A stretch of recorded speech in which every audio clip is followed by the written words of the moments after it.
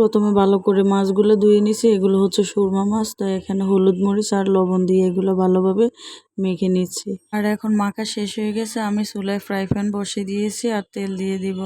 আর এখন এই যে একটা একটা করে মাছ সব দিয়ে দিচ্ছি। হ্যালো এভরিওয়ান, আসসালামু আলাইকুম। সবাই কেমন আছেন? আশা করি সবাই অনেক ভালো আছেন। আজকে ভিডিওটা একটু লং হবে, তো আশা করি সবাই পুরো ভিডিওটি দেখবেন।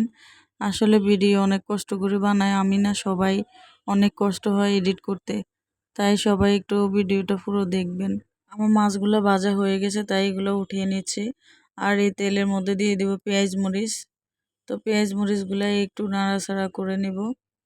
এখন দিয়ে দিব লবণ। লবণ দিলে পেঁয়াজটা তাড়াতাড়ি সিদ্ধ হয়ে যায়। আর দিয়ে দিব আদা রসুন। আদা রসুন দিয়ে এগুলো আবার ভালোভাবে নেড়েছে। এখন হলুদের গুঁড়া মরিচের গুঁড়া দিয়ে দিয়েছি। এখন একটুখানি পানি দিয়ে দিব।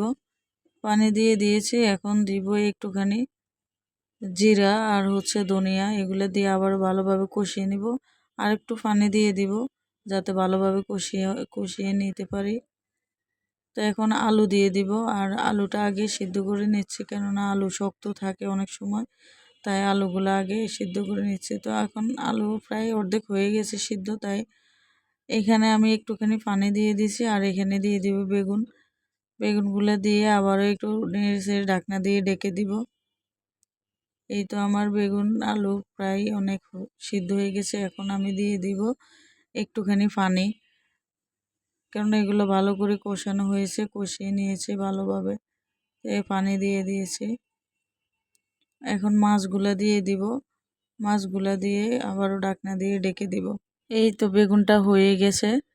এই যে দেখুন কত সুন্দর কালার আসছে, আর বেগুনটা এত মজা হয়েছে খাওয়ায়। তো সবাই ভালো থাকবেন, আল্লাহ হাফেজ। সবাই একটু লাইক কমেন্ট শেয়ার অবশ্যই করবেন।